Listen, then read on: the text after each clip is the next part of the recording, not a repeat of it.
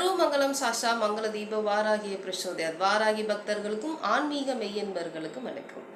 நமக்கு செல்வங்கள் குறையில்லாம இருக்கணும், செல்வ தடையே இருக்கக்கூடாது. இப்போ சுத்தமா காசு பைசா சுத்தமா வாசம் விட்டே ஆகக்கூடாது அப்படின்னு நினைக்கிறவங்க ஒரு வெள்ளை துணியில 10 கிராம் குங்குமம், பச்சை கற்பூரம் இதை ரெண்டையும் கட்டி கல்லாவுலையோ இல்லை பீரோலையோ நீங்கள் எந்த இடத்துல வரவு செலவு பார்க்குறீங்களோ அந்த இடத்துல இதை வச்சுட்டு வந்தாலுமே நல்ல விஷயங்கள் கண்டிப்பாக நடக்கும்.